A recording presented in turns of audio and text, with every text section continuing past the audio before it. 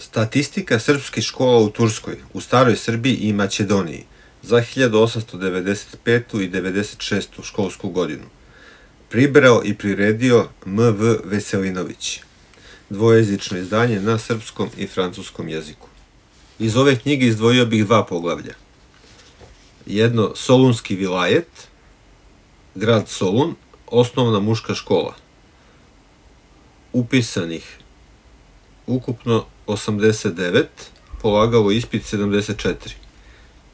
I gimnazija 57, upisanih, polagalo ispit 49. Gimnazisti su po mestu rođenja: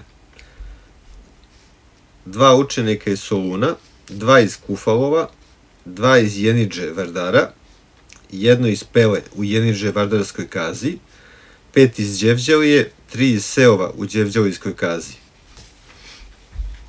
Jedan učenik iz Bogorodice u Đevđelijskoj kazi, jedan iz Grčišta, jedan iz Crkovena u Vodenskoj kazi, 4 iz Murarca u Kukuškoj kazi, jedan iz Patarosa u Kukuškoj kazi, 2 iz Velesa, jedan iz Oraovca u Veleškoj kazi, 2 iz Dojrana, jedan iz Meglenskog kraja, jedan iz Bitolja, jedan iz Sebišta u Debarskoj kazi, jedan iz Kruševa, jedan iz Prilepa, jedan iz Ohrida, jedan iz Koplja, 3 iz Gnjilana, jedan iz Klokota u Gnjilanskoj kazi, jedan iz Berva u Maleško Osmanije kazi, jedan iz Peći, jedan iz Prijepolja, 3 iz Kratova, jedan iz Prištine, 5 iz Prizrena, 4 iz Vučitrna, jedan iz Kadra i jedan iz Kneževine Crne Gore.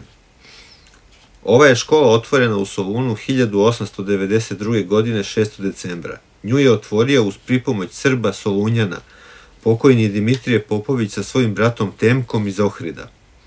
On je bio prvi učitelj i upravitelj ove škole. Ove školske 1895. na 1896. godinu bilo je 8 nastavnika. Direktor Petar Kostić iz Prizrena, dugogodišnji nastavnik Prizrenske bogoslovije, Petar Banđejević iz Vodena, Proota Nikola Đurđević iz Prizrena, Milorad Đukanović iz Valjeva, Dimitrije Lerinčanac iz Bitolja, Žan Bjelovučić iz Dubrovnika, Vasilija Konstantinovićeva iz Prilepa i Ismail Efendija iz Soluna. Zatim imamo Velešku kazu.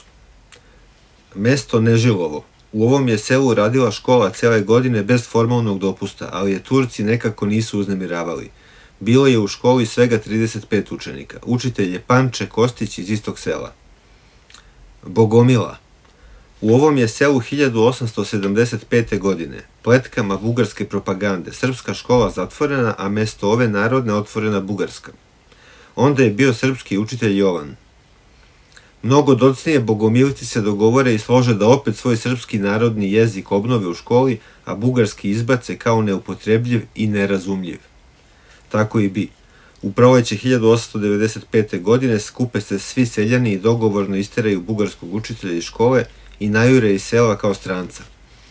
Knjige bugarske izbace iz škole, a unesu svoje srpske.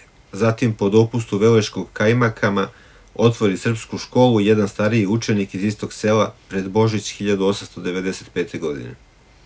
I tako su se slobodno srpska deca učila ove godine skoro bez pravog učitelja. Učenika je bilo na 80. Hvala Veleškom kajmakamu i na ovolikoj uviđavnosti. I za kraj bih izdvojio Skadarski vilajet, grad Skadar. U Skadru postoje srpske škole, muška i ženska, ali nažalost nemamo podataka.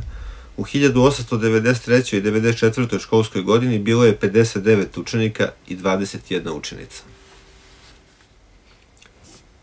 Knjiga Statistika srpskih škola u Turskoj, u staroj Srbiji i Makedoniji objavljena je u Beogradu u izdanju Državne štamparije Kraljevine Srbije 1897. godine.